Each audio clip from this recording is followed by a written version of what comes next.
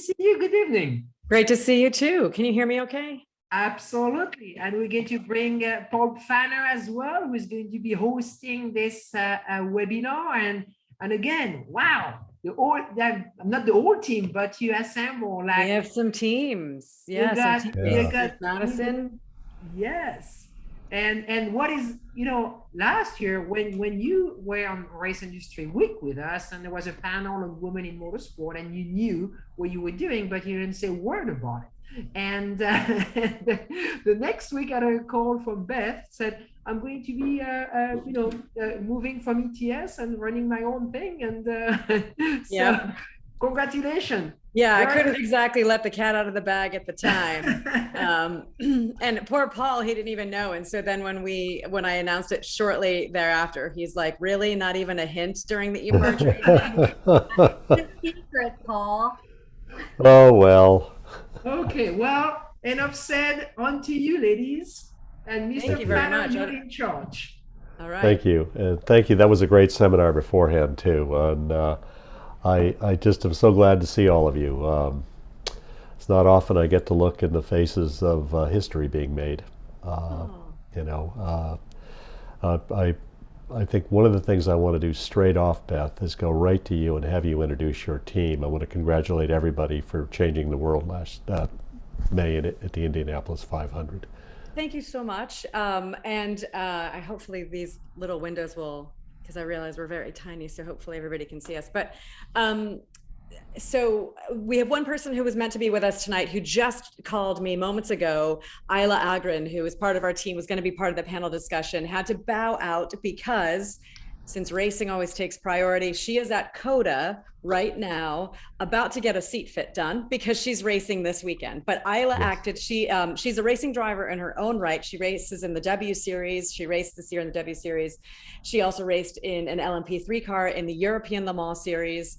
And this weekend, she's going to be racing in a Hyundai with Paretta Autosport for 8 hours on Saturday, 8 hours on Sunday. But she's quite literally at the track right now to get her seat fit. Her role with our team this year was turn 3 spotter. And as you know, we have spotters at many races, but specifically at IMS, it's such a big facility, and she was always in Simona's ear. And I know Simona certainly appreciated that because there's something extra special about having a driver giving you spotter information because they understand a place like the Speedway like no other. So want to welcome some of our teammates here. Just to be clear too, our team is 30 people.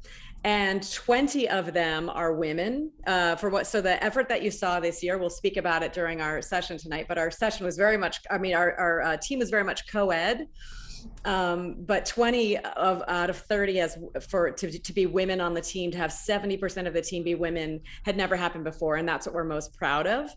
And so we wanted to have a cross section of an example of how many people we could, kind of share some of their experience of a little bit of how they got to where they are and what their experience was this year. And it's certainly better to hear them tell it than just me, because they all kind of came to this in different pathways. And so I think that's what's the most fascinating.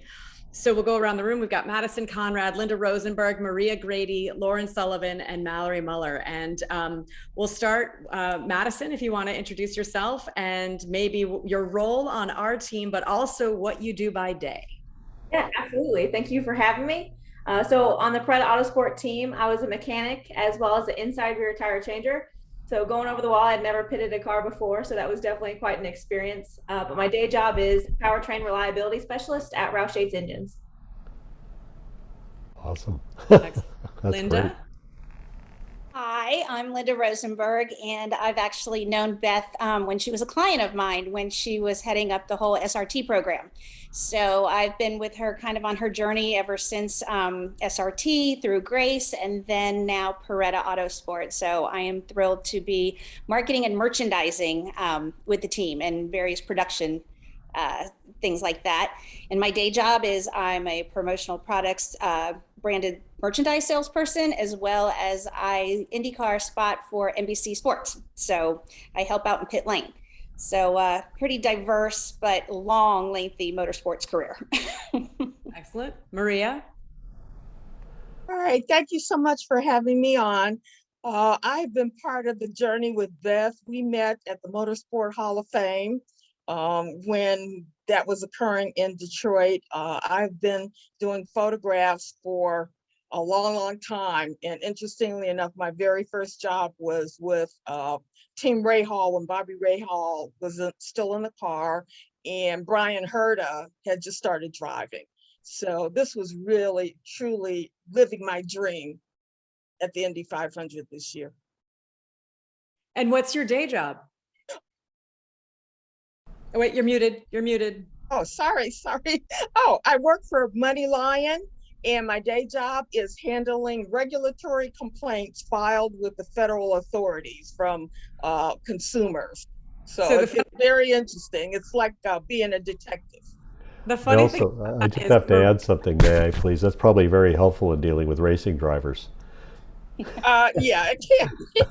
There's a few Netflix specials about those sorts of things. The funny thing about Moneyline was one of our sponsors this year, right? It was our major associate sponsor. They really embraced our team and our story. They invested in us and sort of the journey that we were on, and created a TV spot that aired during the Indy 500. We actually shot it in April during the open test, right before the open test, because it was shot on site at the Speedway. And the funniest thing is, just prior to that, Maria wound up, she didn't know about Moneyline until we made our announcement about them being a sponsor of the team. And literally through like a Google search, she's like, because she was working somewhere else, and she's like, they sound interesting. So it's sort of weirdly connected to the fact that Moneyline was our sponsor, that Maria now works for them. So it's sort of a funny full circle, we have sponsors and employers here. Yeah, everything's connected, Beth. Right. Especially when it comes to you. Well, true. Lauren? Yes, hi, I'm Lauren Sullivan, and I was the performance engineer for Paretta Autosport back in May at the Indy 500. I was supporting our primary race engineer, Raul Prados, and was helping him with data analysis. My day job, I actually work for Team Penske on the NASCAR side, doing wind tunnel testing and aerodynamics for them. Wow. Excellent. Mallory? Thank you, Beth. Thanks for having me. So with Paretta Autosport, I did pit setup and also aero screen tear off. And for my day job, I work in business development for a mental health group based out of California. So it might seem funny that these people have day jobs, right? And obviously what we're building now, what I'm trying to build now, is that we have a long-term presence in IndyCar and beyond. And ideally, none of our team members will have to have day jobs, because their day job will be that they work for a racing team, whatever team that is, hopefully ours. But it's interesting because everybody has had either a history touching racing that then led them to us. And I think that's kind of an interesting story, is how everybody even heard of the opportunity. And then once the opportunity happened, because, we were joking about how a year ago we had this EPARTRADE conversation about women in racing. And we had a wonderful cross-section again of people touching different parts of the business. In fact, Isla, who's not with us tonight, she was representing the fact that she runs HRX, USA, which is, fire suits and protective gear. Which is, again, even though she's a racing driver, she, obviously well suited to, no pun intended, well positioned to run that business and work with racers and teams to be able to then outfit us. In fact, we used HRX suits, right? Because you want to kind of always keep your, keep your ecosystem healthy.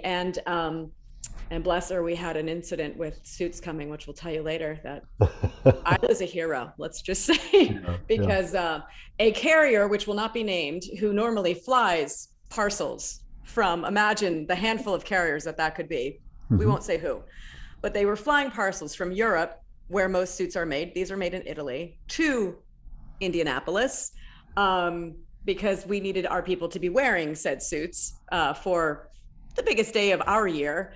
And half of them didn't arrive like 4 days before the event. And poor Isla, I think, was on the phone nonstop, just tracking it down, in addition to everything else that she was doing. And it was this big thing. And so the funniest thing, it's not funny. It's funny now because we can look back at it.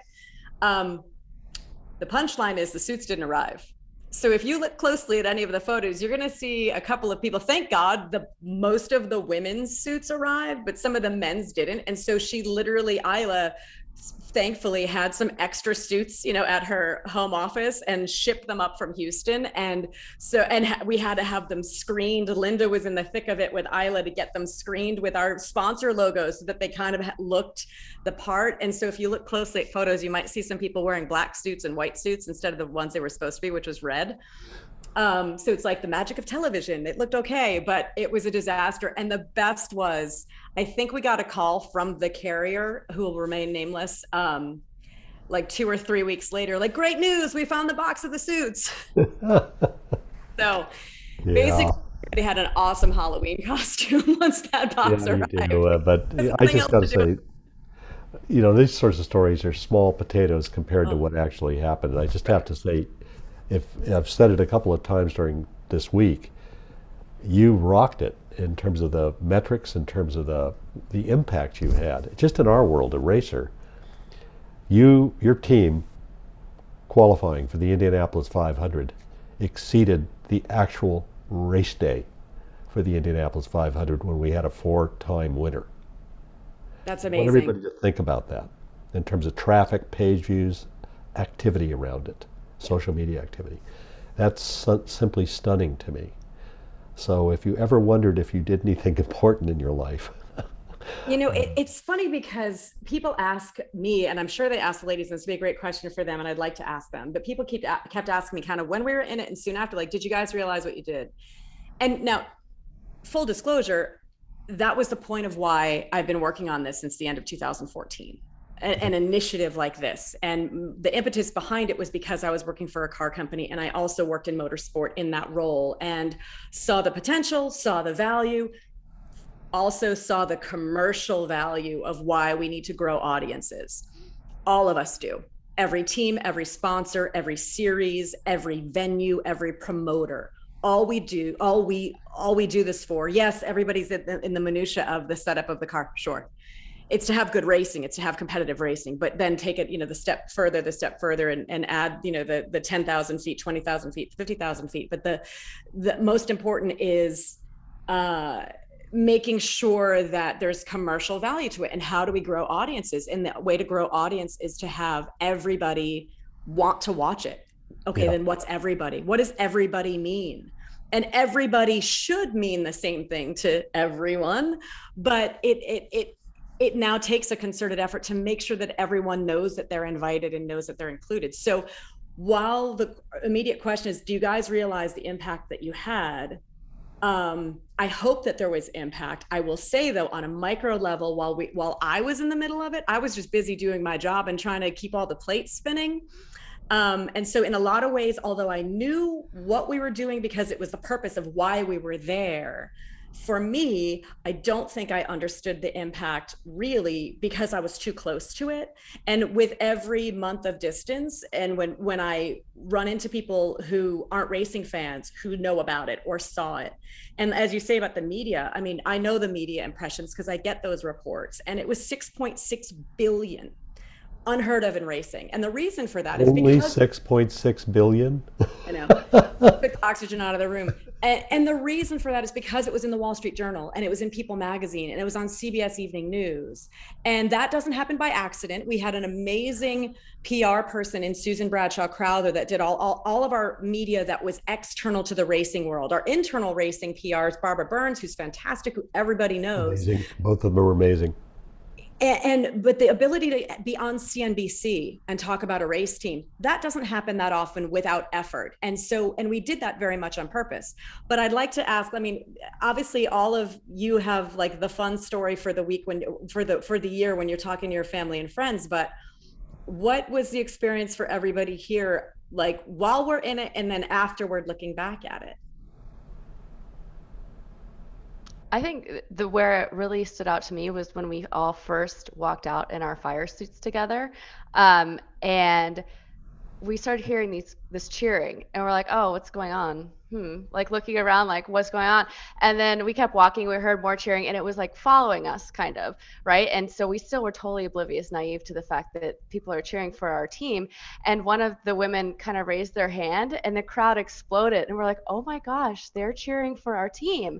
And it wasn't just for us, it was for the movement, it was for women in the sport, it was for the whole thing behind it. And that, like, I get chills right now to this Yeah, I day. do Just too. that was a really powerful moment for me, and the point where I realized, like, oh, okay, we're making an impact here.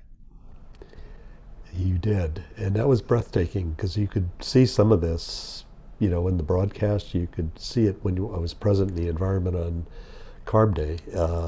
You could feel this, and you just described it beautifully, but you don't see that very often. This is for Yeah, it felt really special. People really cheer did. for drivers often, but we had this. Every team kind of has a suite that they work out of, their garage area that they work out of, and we kind of had this last kind of pep talk all together. The team all in their fire suits, and it was that, okay, we'd have to walk out to the grid now, and that, like, sort of the last pep talk of like, here we go, here goes nothing.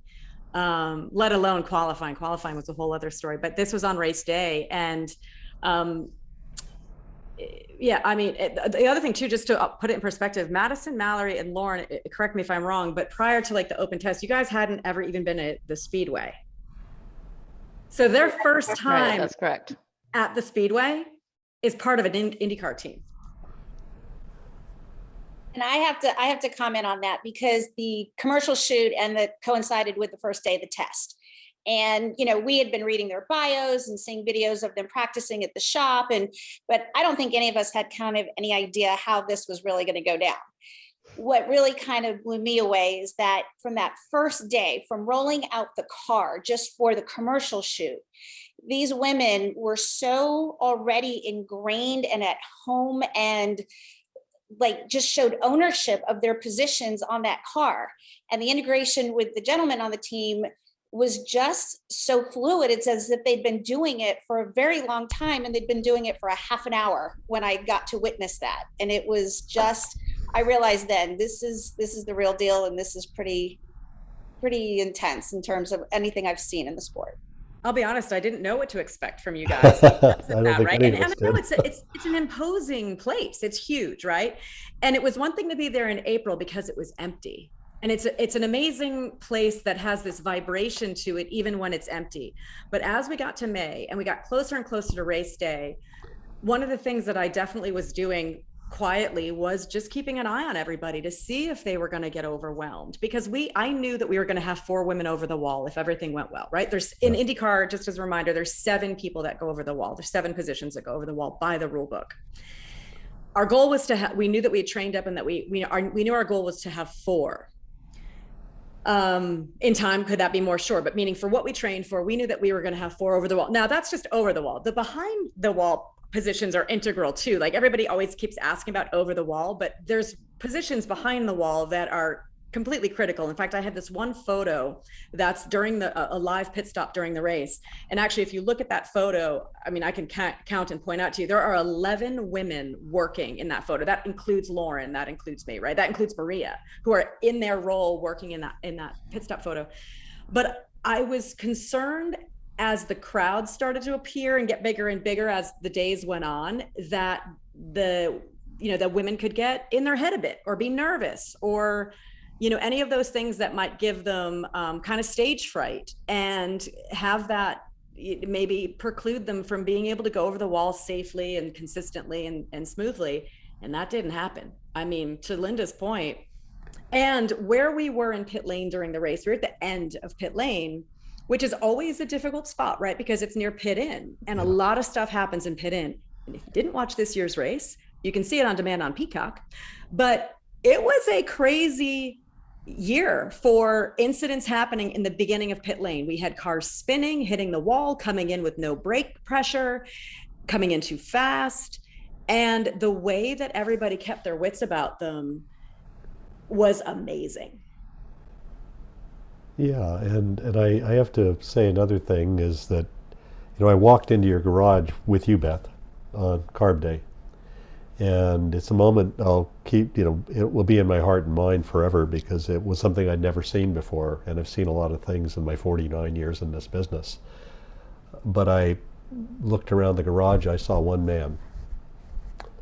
And I saw nothing but women working on a racing car preparing for the Indianapolis 500. It was breathtaking.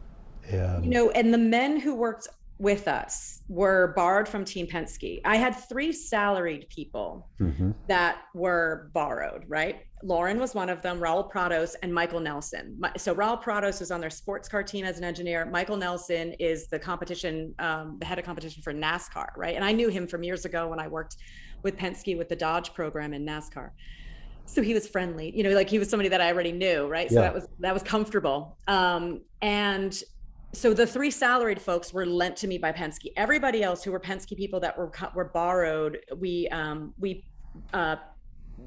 they were all paid through our, everybody was paid for by this program. This is a full, fully functioning race program, right? So sponsorship comes in, which is the revenue, and then it works like a living, breathing team.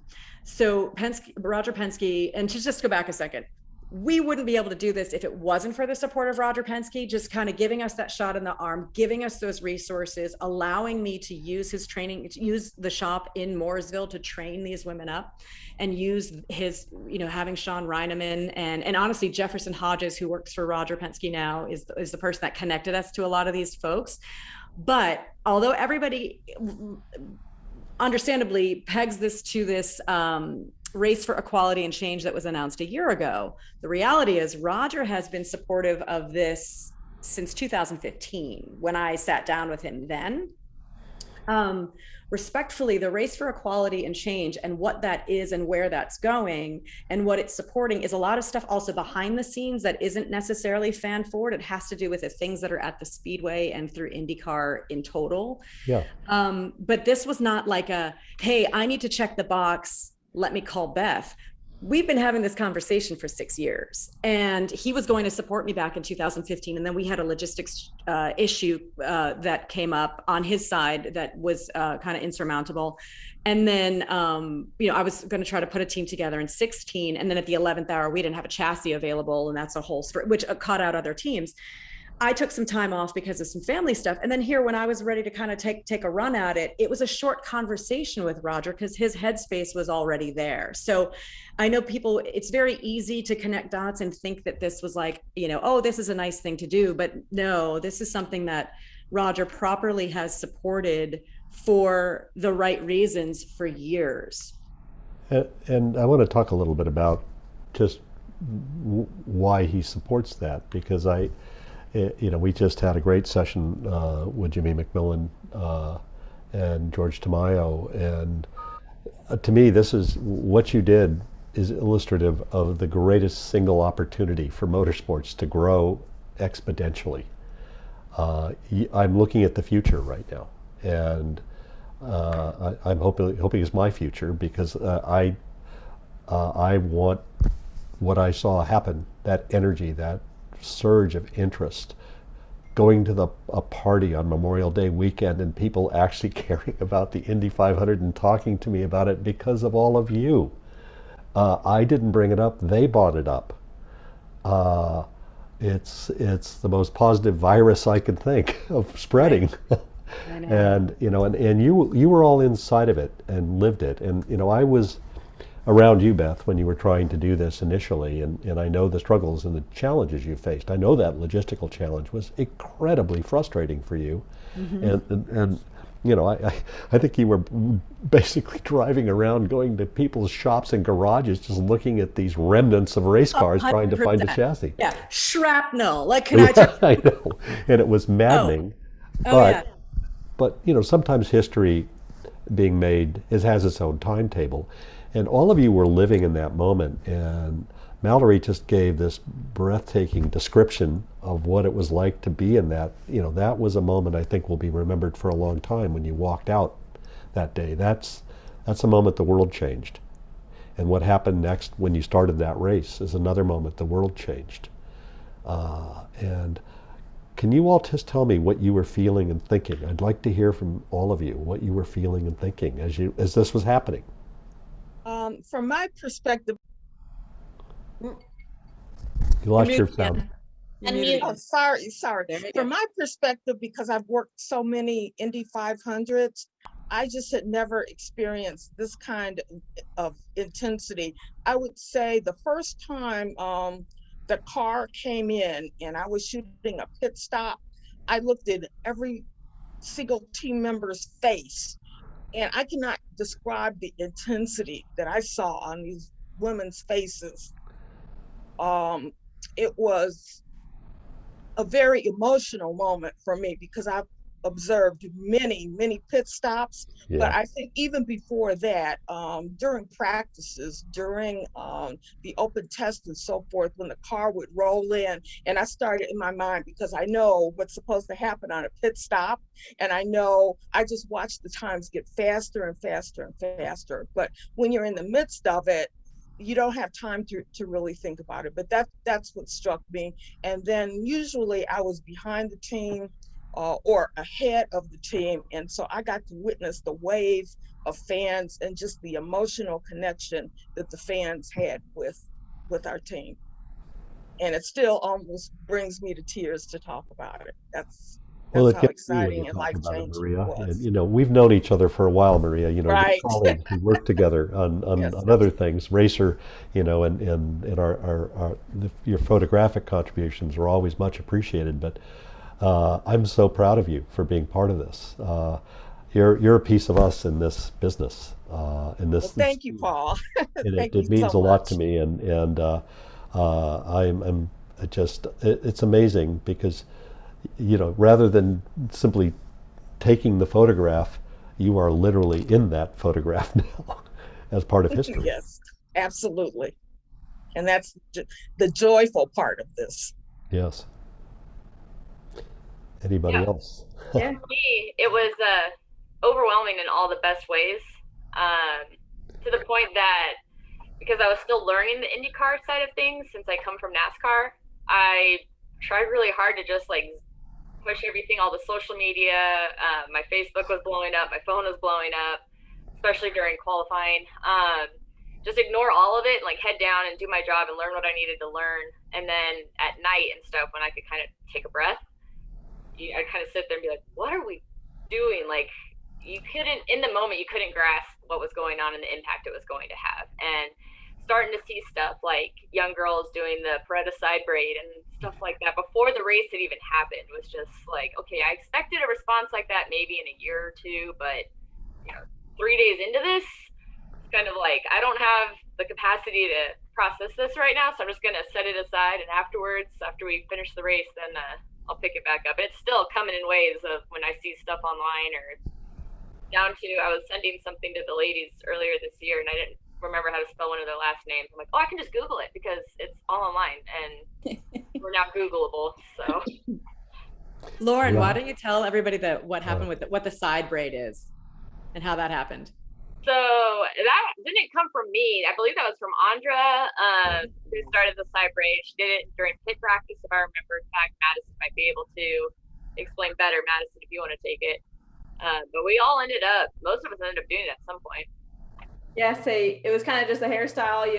I know men normally, they don't have to think about what their hair looks like under their helmets, but we obviously did. And so she started doing a side braid, just throughout pit practice. And then all of a sudden we saw on social media, a young girl had asked her mom for the Paretta side braid. So, we would do it. We would do each other's hair in the morning, and it was kind of our thing, uniform that makes us different, even a little bit more different, right? Not something that most pit crew members don't have to think about, but we wanted to look just as good when we took our helmet off. So that's kind of how that was born. Yeah, And but you were in battle too. That's the thing. It Yes. really felt like you were in a war of speed and precision, and you wanted to be competitive. It looked like you were there to kick some butt.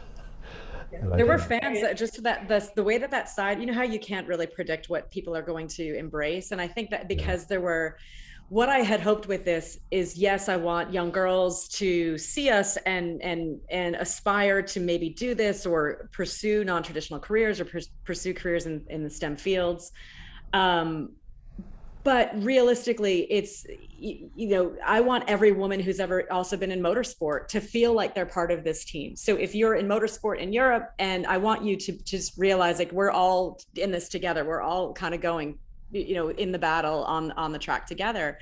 And there were fans at the Detroit Grand Prix, which was 2 weeks after the Indy 500. I was at Nashville, I was at Long Beach, just there at the race to do things for different appearances. We had did some things with Chevrolet, and there were fans with the side braid, so like it stuck. And it's so funny because like you couldn't have done that if you tried. I think, I saw some questions come in about people asking, what could young women do?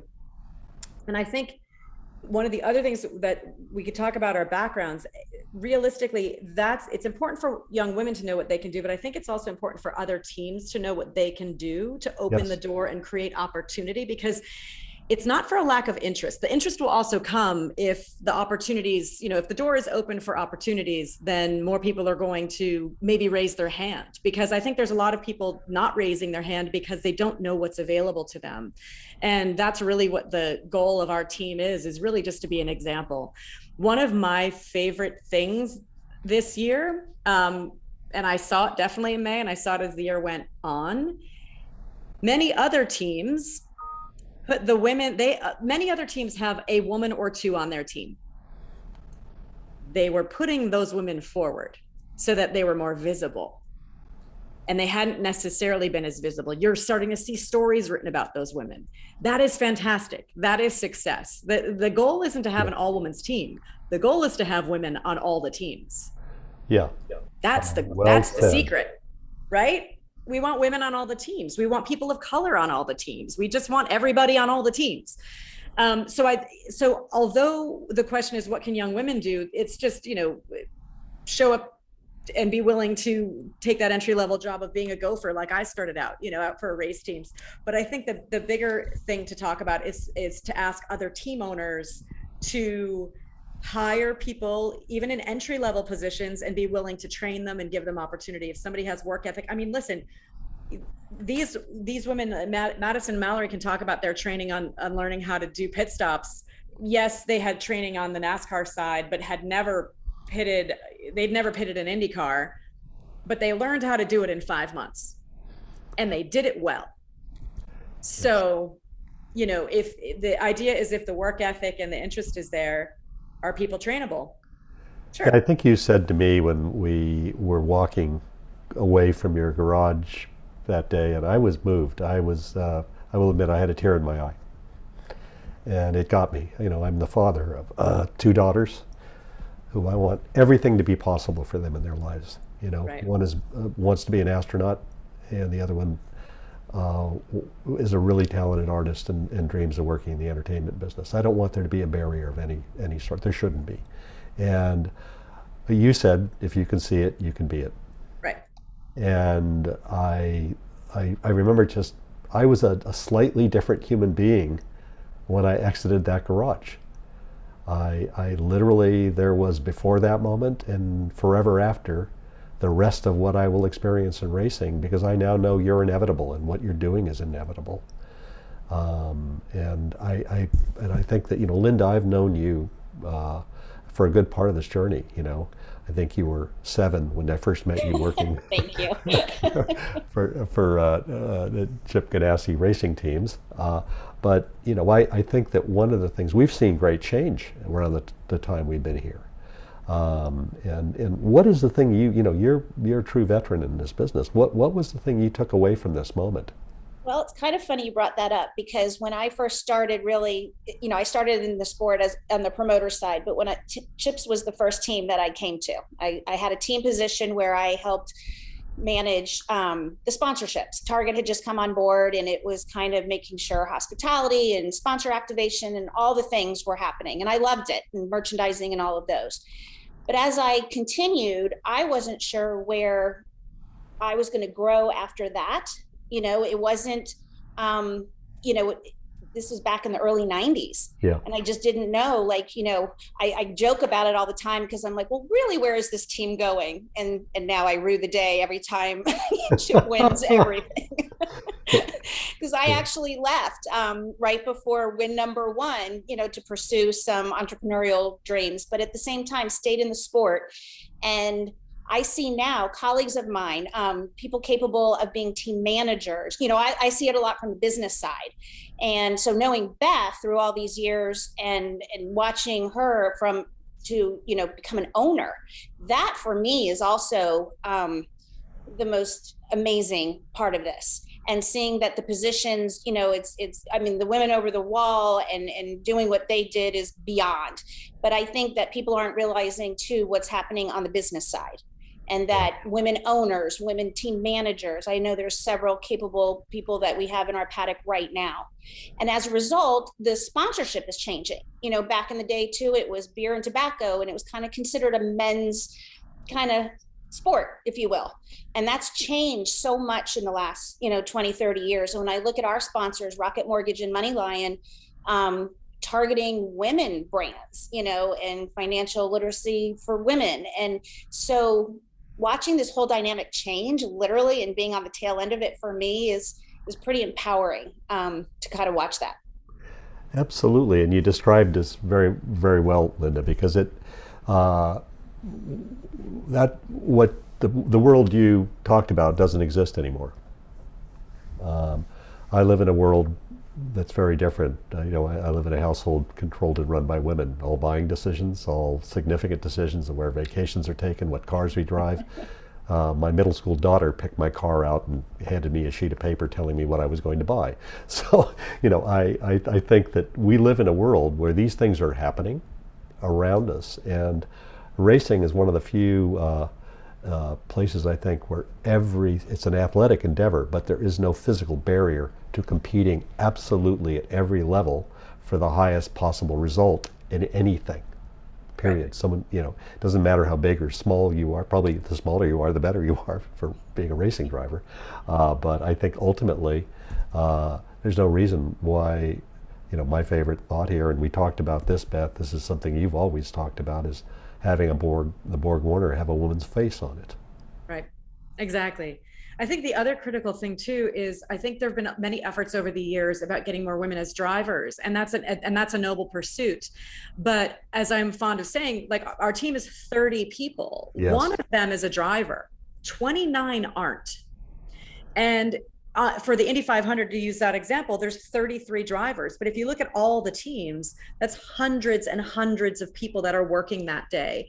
And those are careers. Those are people that are paying their mortgages and have dental insurance because this is their job.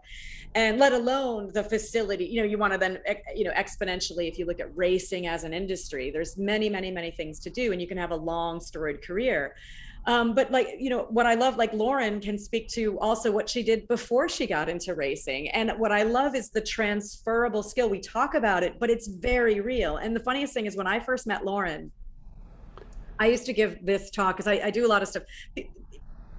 Yes, I've been working on the team nonstop, but behind the scenes, I do a lot of stuff with mentoring and girls and educators and helping with curriculum. And so, you know, even when you don't see me for a couple of years, it doesn't mean that I'm not working, you know, nonstop on these things. And it's funny because I used to use this analogy about you could work for a racing team and then you could go work for X company. Maybe if you're an aero engineer, you can go do this.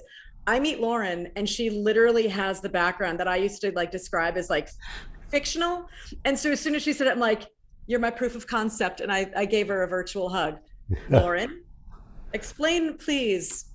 Yeah, so between college and getting hired on at Penske in 2015, I actually was a wind tunnel test engineer for Boeing, the aircraft maker. And I wasn't on the commercial side, I was actually on the defense side. But I definitely tested aircraft for about 5 years before jumping over to motorsports. See that? And we always say an IndyCar is an upside down plane, so she just got to take her notes and flip them. Also, what did you think of, because obviously you've been in the NASCAR wind tunnel testing, what did you think of what was your first impression of IndyCar when you kind of were able to fully live and breathe it kind of intensely there for a couple months? it is a beautiful engineering beast. That is for sure. I fell in love with it actually. Coming back from the open test, my husband used to work in IndyCar, and he's told me for years, like, you should try IndyCar, you should try IndyCar. And I grew up with NASCAR, so NASCAR has a special place in my heart. And when I came back from the open test, I looked at him and I was like, I think I got bit by the IndyCar bug, and I want to do this more in the future. There's no shaking it either, I've got to warn you. Oh, yeah. You're in There's it. no shaking that one. And you know, first off, all of you speak with such passion about what you did. That in itself is inspiring. How has it changed you? And I'd like to hear from each of you, if I could ask you, how has it changed you? I'd also just mention Mallory is a mom, and the amount of commitment that she had to take every week in the training. Yeah. Mallory lives in Florida, and the training was in North Carolina, and she literally left her family every Wow. week to go, because they were training at 5 a.m. but it was 4 days in a row. And so Mallory left her 4-year-old daughter at the time to commit to this. Mallory? Yes. In fact, when I was having my intro calls with our coach, Sean, he was like, okay, but like, you realize this is a commitment. I'm like, no, I know. I'm signed up. I understand what I'm signing myself up for. But it really was a testament to my family, my husband, bless him. He was so kind. Luckily, he's a huge motorsport fan, so it was like not as hard to convince him to help. But he was key to me being able to do this. My mother-in-law flew out from California for a week to help. My mom drove from Jacksonville multiple weeks to help too. So it's so cheesy, but it does take a village. And It does. I think what changed me is I was having a daughter, I was very just all focused in on her. My life was on hold. And having this experience made me realize, like, if you have a solid support system and people who care about your dreams, anything is possible. And that's what I took away. And now I'm able to like go to the gym without feeling guilty, now, because I know that she is loved and cared for and well taken care of. Even when mommy isn't there every second of the day. So that was really powerful for me, and I think our family in general. And tell everybody what your motorsport background was prior to working with us. So I came to motorsport as a fan and as an athlete. So I there is a pit crew school, NASCAR pit crew school, stock car, in Mooresville. And when I was living in North Carolina, I trained there for about a year or so. And to your earlier point, Paul, there weren't the opportunities. And so I did exactly what Beth said and was like, well, I don't really see any future here for me, for a woman in this sport. Like, I guess I'll like put the dream aside. And then years later, when my coach at the pit crew school called and was like, hey, I have this opportunity, I cannot tell you how fast I sprinted over to my husband. I was like, I have to do this. Yeah, you were ready. Yes, and so back to the question of like what can young girls do, and it was just being prepared for the opportunity. So it's never, you can work and work and work and strive and get towards this goal, and you feel like it's not happening, but if you're ready and the opportunity comes, you can say yes. And I was ready to say yes because I had always kept my body in physical shape, and I had always wanted to pursue this dream, and so I was able to say yes. Well, you touch on something I think I'd like to illuminate as we're going forward. My wife tells me, sometimes she calls me Chicken Little because the sky is falling. I can be negative, but she also says, the universe is speaking to you. It's up to you to listen and show up for your life. Yes. Show up. It's speaking to you. Show up. Do it. And I think something called all of you to this. So as we go through, I just think this is really inspiring to hear. Who would like to go next? I'll go. So, after Indy, being involved in motorsports on the NASCAR side, a little bit on the engine side, you kind of, there's women around, like Beth had kind of mentioned, not as visible, I guess.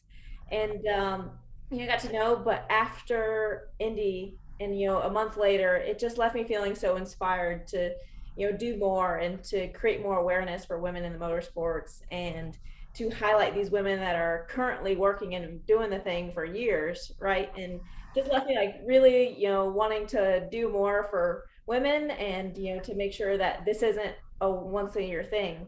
And, eventually I don't want this to be a headline, I want this to just kind of be, yeah, they're in the Indy 500. So definitely left me very inspired, wanting to do more.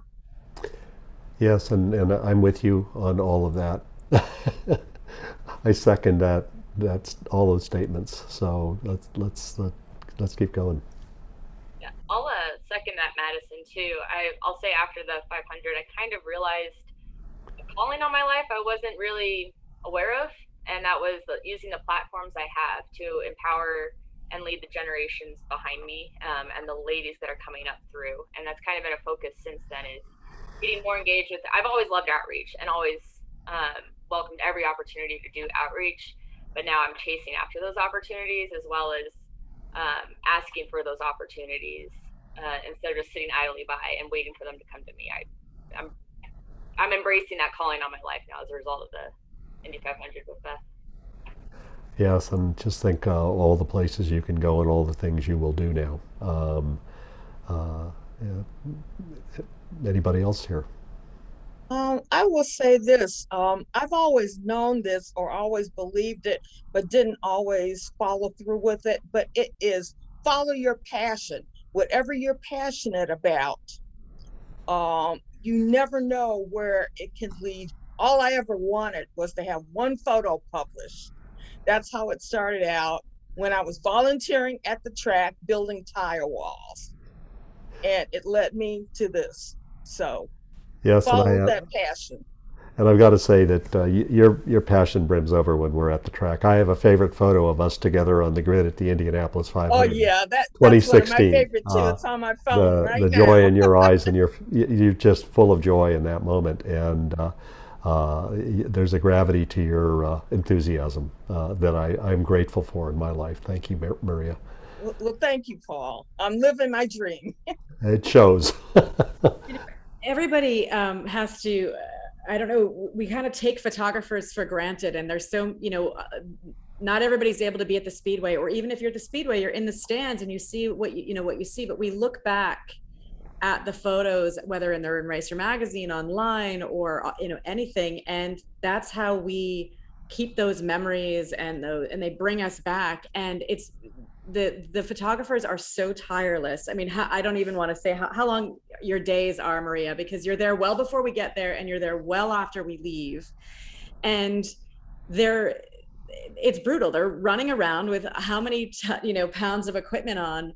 But my desktop photo on my laptop and everything else, it's because of you, and the way that you specifically are very good at, you capture people and their emotion. And taking pictures of cars is great, but the pictures of our team over the wall or with grease on their faces, that's really, I think, what people connect to, and it helps us tell our story. And I've thanked you privately, but I want to thank you in front of everybody else, because your work is fantastic. And absolutely, we lived through the race over and over again in those moments all this year because of your lens. Well, thank you. And it takes a village, and I have a great village that helps me, supports me at all of the tracks as well. So thank you. And Linda, you've been on championship winning teams. You've seen all of this from the inside and from the outside. I'll tell you what was interesting, because, in my work for NBC, which I am grateful that I get to do that, and I get like the inside view of watching this type of emotion in these things with all the teams. I mean, IndyCar racing, especially the Indy 500, there's 33 documentaries going on at the same time, because everybody's got different stories and turning points and how they got there, even the top teams. So there's so much there. And it was hard for me, because while I was working pit lane, I wasn't able to be in our pit. And in fact, I was positioned all the way at the opposite end of pit lane during the race. So it was a little crazy, as was qualifying, but it was amazing to see, the to be able to witness that from behind the scenes and be a part of it. And it's just, not only do I see that this, it helps attract women to the sport and all of those things, but I think that it also helps to really elevate and bring eyes to IndyCar racing, which is such an amazing sport, and what all of these teams do, and all of the drivers, all of the crew people. I don't think people can properly understand it until they understand the journey to get there, and what that looks like. And as I always kind of, belabor this with Beth, I said, our story is not just the race, it's the race to get on the grid. It's raising the money, trying to make people understand, well, why this sport? What is it a sport? That we get that all the time. I mean, you've been there, I've been in this sport probably longer than most of these young ladies are old, but it's, I've watched it, really evolve. And I still am passionate about, you guys, this is one of the best, it's the best hospitality sell in sports, because the experience of being at an IndyCar race and being with that athlete, seconds before they're getting in the car is like being on a football field during the snap, so we provide such an amazing product. And the more that we can do to broaden that, to wider audiences, for me, being part of that, and this team is such a, and everything that all the teams are doing is really special and needed. And we need to support this for everybody. So absolutely, and really well said. You bring up a lot of things that are contextual here as to why your team brings so much value to the sport overall, and in particular to IndyCar and the Indy 500. And Beth, my first moment I met you, literally the first time I laid eyes on you, you turned and faced me wearing a fire suit on a very hot day as you were about to lead the SRT Viper team. It was 102 degrees in the first race, and you turned away from your team meeting. I did. It was 102 degrees though, like a fire suit with 102 degrees. It's yes, and it was, you had me at hello, but I've got to say, there's two parts to this next question, and it's for you. How did this change you, and how are you going to continue to change the sport and the world going forward?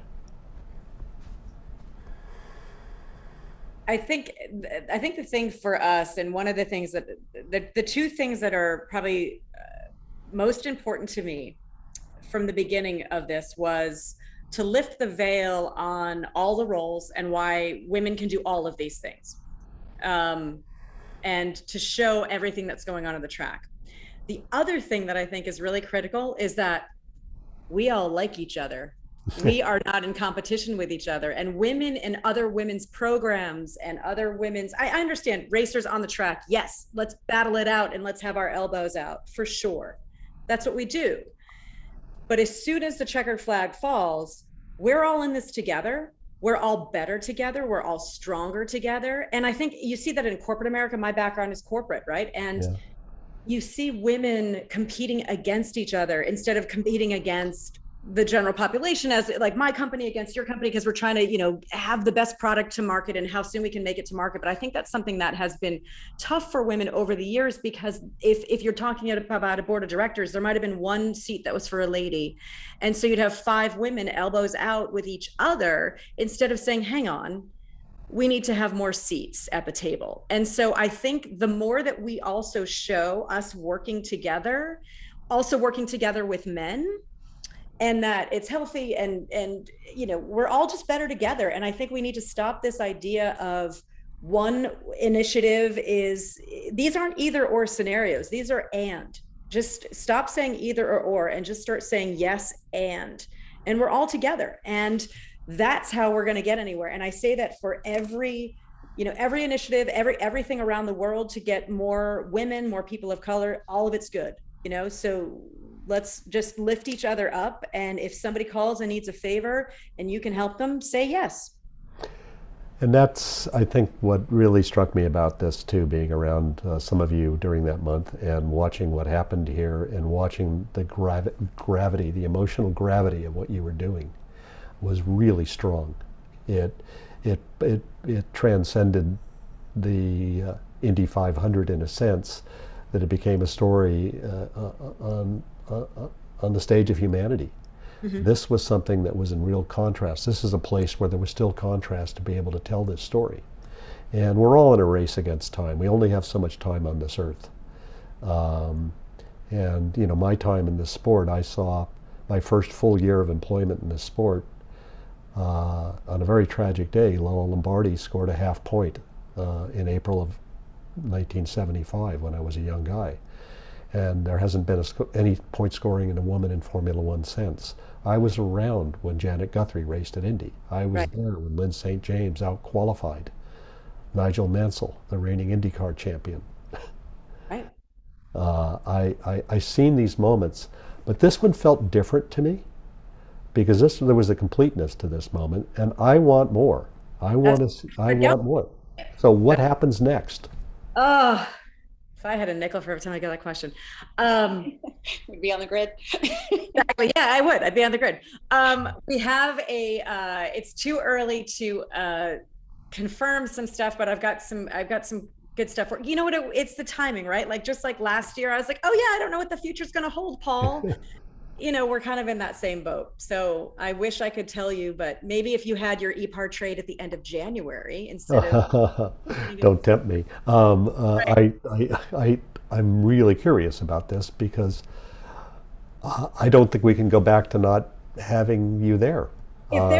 No, and I agree, and obviously I'm biased, but yeah, I mean, it would be really awful if we weren't on the grid. Again, attempting to qualify. I'm not saying that, you know, I mean, you earned your way in. You earned your way in. That was probably oh God, Simona, was an incredibly dramatic moment.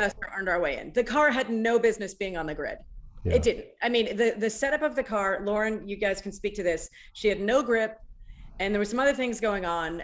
You saw it because Will Power actually was kind of in the same problem. Yeah, you were within a hair of a fraction of a second of each other. And for everybody to remind everybody, Will Power's won the thing. I mean, he's a wheelman. And Simona got us into that race because of her skill.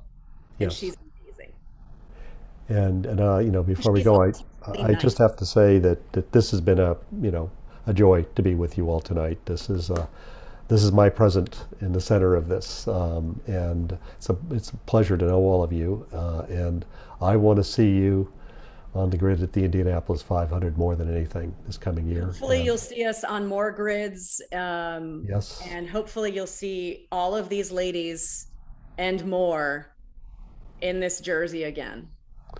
Well, you know, Godspeed Paretta Autosport and all the good women and men who make this team happen. That's what we want, Beth. That's what we want.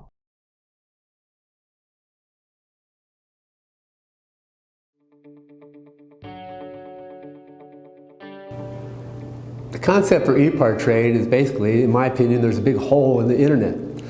So the internet started many years ago, but there's never been an online business community for racers on the World Wide Web.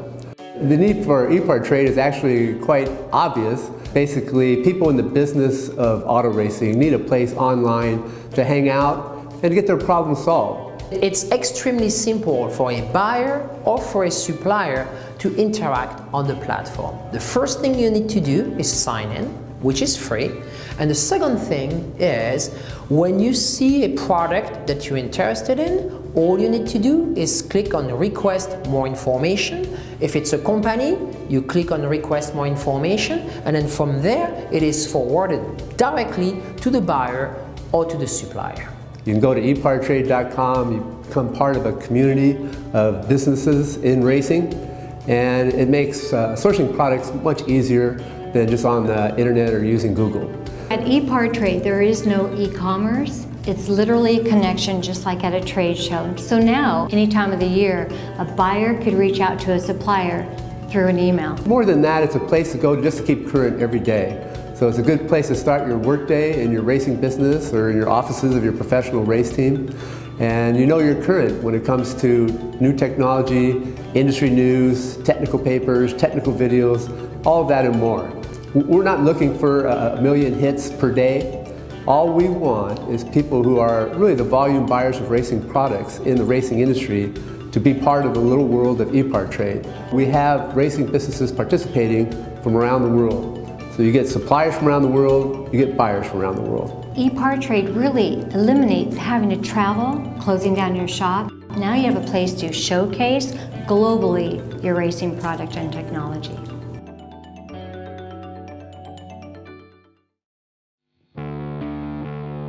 There are two types of people, racers and everyone else. Racer Magazine is for those who believe that racing is a way of life. Racer embodies the excellence that defines a sport driven by passion, courage, and ingenuity. Get 1 year of both Racer's print and digital edition for only $39 with instant access to our entire digital issue archive. Subscribe now at info.racer.com.